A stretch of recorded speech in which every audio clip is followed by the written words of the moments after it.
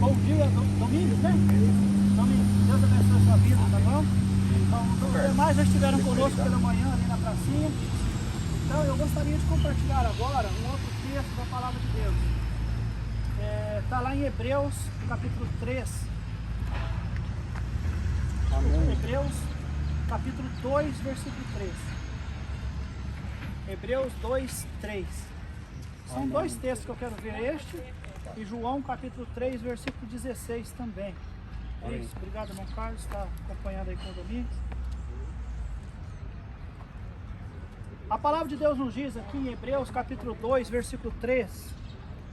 Como escaparemos nós, se não atentarmos para uma tão grande salvação, a qual, começando a ser anunciada pelo Senhor, foi-nos depois confirmada pelos que a ouviram, testificando também Deus com eles por sinais, milagres, várias maravilhas e dons do Espírito Santo, distribuído por sua vontade. Oremos. Nosso Deus e nosso querido Pai, tem sido bom, ó Deus, poder louvar o Senhor, orar ao Senhor, e agora mais uma vez a Tua palavra diante de nós, e nós queremos honrar ela, ó Deus, falando realmente com convicção, ó Deus, com ousadia, mas também com alegria em nossos corações, por não apenas já ter ouvido, mas entender que ela é verdade e ela tem mudado nossas vidas.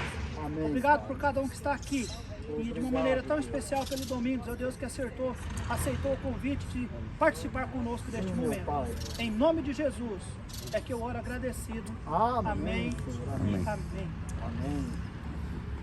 Interessante que, retornando a este lugar, até comentei com o pastor Apoem, há muitos anos atrás, eu diria talvez há uns 17 ou talvez 20 anos atrás, naquele banco onde está aquela criança, aquele rapazinho sentado, depois de havermos feito um culto ao ar livre com o pastor Milton, na época nós viemos aqui com ele, e aí começou a chover e as pessoas se dispersaram.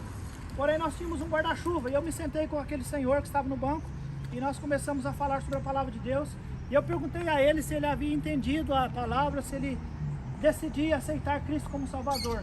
E o homem disse: sim, pastor, eu aceito. Aliás, na época eu não era pastor. Sim, eu aceito Jesus. Nós oramos também e fomos embora. Depois de 3 semanas, a dona Ivone disse que aquele homem havia falecido, partido para a glória. Eu não estou falando para você sair correndo de medo de aceitar Jesus não, tá bem? Mas eu estou dizendo o seguinte: Deus nos levou àquele lugar, aquele dia.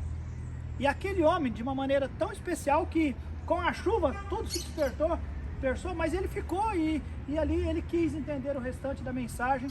Ele aceitou Cristo como seu Salvador. Amém. A morte viria para ele de um jeito ou de outro, mas a morte chegou e o encontrou salvo em Cristo Jesus. Então eu creio que em tudo Deus tem um propósito e Deus trabalha direitinho em todas as coisas. Por isso que eu gostaria de compartilhar este versículo com vocês. A Bíblia diz: como escaparemos nós se não atentarmos para uma tão grande salvação? Ninguém escapa da morte. A morte é uma realidade. Porém, mais real do que a morte é a certeza de que existe salvação. Agora, a Bíblia diz que como escaparemos nós de uma tão grande salvação? A salvação é algo de graça, é precioso, é um presente que Deus nos dá e nós não podemos fugir dela. E como é que as pessoas fogem da salvação, pastor? Estão fugindo a todo momento. Ainda essa semana eu estava lembrando de uma mensagem que eu preguei um dia lá no Piauí. E depois da mensagem o homem chegou em mim e disse: eu nessa noite, aliás, eu estou pensando muito em decidir por Cristo. Porque a mensagem que eu preguei era: você não se decidir significa que você já está se decidindo. Quando eu digo não, ou vou esperar para decidir por Deus, eu já estou dizendo: eu não quero o Senhor agora. E nós não sabemos o dia de amanhã. E não é apenas por causa da pandemia, não. Existem outras coisas que pairam nessa vida que pode ceifar a nossa vida. Mas eu gostaria de dizer: como escaparemos se nós não atentarmos para uma tão grande salvação, a qual sendo anunciada, Deus sempre anunciou salvação, desde o momento em que o pecado entrou no mundo. Lá em Gênesis capítulo 3, a Bíblia nos diz que o Senhor começou a anunciar salvação. Ali Deus falou para para Adão que ele enviaria a semente da mulher, que era Cristo Jesus, que iria salvar a humanidade. Então Deus começou depois pelos seus profetas, pelos seus sacerdotes, pelos seus profetas. Deus veio falando até chegar na pessoa de Cristo Jesus, ou seja, salvação foi anunciada. Cristo Jesus pregou: arrependei-vos, pois, porque é chegado o reino de Deus. João Batista pregou sobre arrependimento, porque também era chegado o reino. Nós temos pregado: arrependam-se, convertam-se, salvem-se, porque está chegando o reino. Cada dia que passa nós estamos mais incertos sobre o futuro, sobre doenças, sobre outras coisas, mas se tem uma coisa que é segura, é a salvação. E como escaparemos se nós não atentarmos a ela? Amados, mais precioso do que vacina, do que remédio, é entender que existe a salvação da alma, a salvação do corpo, do nosso físico. Hoje você conserta aqui, você toma um remédio ali, você faz uma cirurgia lá, mas chega um determinado momento, não tem jeito, ninguém fica para semente. Porém, a nossa alma, ela é eterna. Agora, para onde ela vai? Céu ou inferno? Jesus vai resolver essa questão para nós, dando a sua vida na cruz do Calvário, derramando seu sangue precioso, para que nós pudéssemos ter certeza e atentarmos para essa tão grande salvação. E por que salvação é grande? Aí eu convido você a olhar comigo em João 3,16. Por que salvação é grande? Porque a Bíblia diz, João 3,16. João capítulo 3, versículo 16.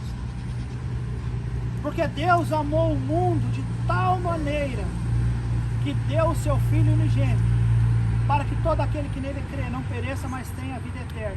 Amém. Por que salvação é uma coisa grande? Porque ela partiu do coração de Deus, que é grande. Se tem algo que Deus cogitou, que Deus planejou, que Deus fez algo já planejado para poder providenciar para nós, foi salvação. Deus não planejou um piquenique. E nada errado contra piquenique. Deus não planejou um banquete, e nada errado contra o banquete. Deus não planejou um culto como esse, apenas isso, embora nada errado disso que nós estamos fazendo. Mas Deus planejou salvação. Por isso que salvação é grande, porque está no plano de Deus. A Bíblia diz que o Cordeiro foi morto antes da fundação do mundo, porque Deus sabia que não havia outra maneira de salvar o pecador, se não fosse através de Cristo, de um sangue perfeito, imaculado, puro, incontaminável. E Cristo Jesus é este. Ele foi o sacrifício perfeito. Então, por que salvação é coisa grande? Porque é projeto de Deus. Deus amou o mundo de tal maneira, não dá para explicar. E aqui é um superlativo, né? Na língua portuguesa você entende essa expressão como um superlativo, ou seja, é algo grandioso demais. Deus amou o mundo de tal maneira que fez o quê? Deu o seu Filho. Que filho? Unigênito, o único filho. Não é que ele deu um dos filhos, não é que ele deu aquele que era problemático, que dava problema, que fazia coisas erradas, não. Ele deu o único. Quem é pai sabe, eu sou pai de 3 filhos, eu não dou meu filho por ninguém.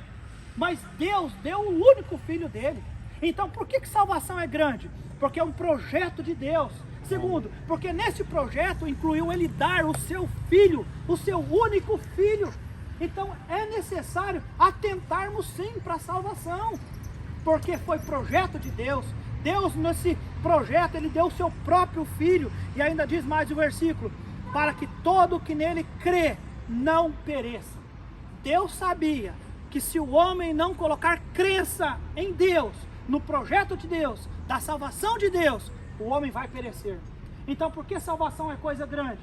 Porque se a pessoa não atentar para a salvação, ele vai perecer. E este perecer não significa apenas morrer, porque morrer todo mundo vai. Mas esse perecer significa ser separado eternamente de Deus. Então, amados, como não atentar para uma tão grande salvação? Como não atentar, sendo que a salvação é um projeto de Deus, sendo que a salvação incluiu Deus dar seu Filho, sendo que se rejeitar salvação, vai perecer. E salvação é grande, sabe por quê? Porque a Bíblia diz que quem aceitar tem vida eterna. Amém. Tem vida eterna. Então quando o autor de Hebreus diz, olha, como escaparemos se não atentarmos a uma tão grande salvação? Realmente, amados, agora uma coisa é eu escapar de uma enfermidade, né? Eu quero usar máscara de medo de pegar Covid, eu tenho que usar álcool gel para não pegar. Eu quero escapar da enfermidade. Eu tomei todos os cuidados, eu tive, porque eu não consegui escapar dela. Agora, amados, está falando de escapar do inferno. Quem quiser escapar do inferno, quem quiser ter vida eterna, tem que aceitar Jesus Cristo como Salvador. Tem que entender que Ele veio a este mundo, que Ele foi à cruz do Calvário, que Ele derramou seu sangue precioso para nos dar vida eterna. E aí eu digo, sim, eu quero escapar da morte eterna, e eu quero ter a vida eterna. Então aceita Jesus como seu Salvador. Por que a salvação é uma coisa grande? Primeiro, porque é projeto de Deus. Deus amou o mundo de tal maneira. Por que a salvação é projeto, é coisa grande? Porque neste projeto incluiu Deus dar o seu melhor. Ele deu Jesus Cristo. Salvação é grande porque ela nos livra do inferno, livra de perecer eternamente no inferno. E salvação é coisa grande porque ela nos dá a vida eterna. Talvez alguém diga, eu quero ir para o céu. É claro, todo mundo quer. Eu quero ter vida eterna. Eu sei que todo mundo quer. Mas a salvação, e só através da salvação, que é Cristo Jesus, nós temos essa oportunidade, nós temos essa certeza. E o meu coração nesta manhã, o desejo maior é que todos recebam essa mensagem e tesourem isso no seu coração. Eu não vou rejeitar a salvação, muito pelo contrário, eu vou aceitar a salvação. Eu quero Jesus na minha vida como meu Salvador, como meu libertador, como aquele que vai transformar-me para a glória dele. E eu quero estar com ele eternamente. Esta é a mensagem que eu tinha. Lembre-se, como escaparemos se eu não atentar a tão grande salvação? Não há escape. Tem que aceitar a salvação. E a salvação é em Cristo Jesus, porque foi Deus Pai que deu para nós. Amém. Pastora Poema vai encerrar por nós e orar. E este encerramento é muito importante, porque nós não somos espectadores, nós estamos cultuando. E Deus quer falar conosco. Então fale com Ele através de uma oração agora. O pastor vai orar por nós. Oremos.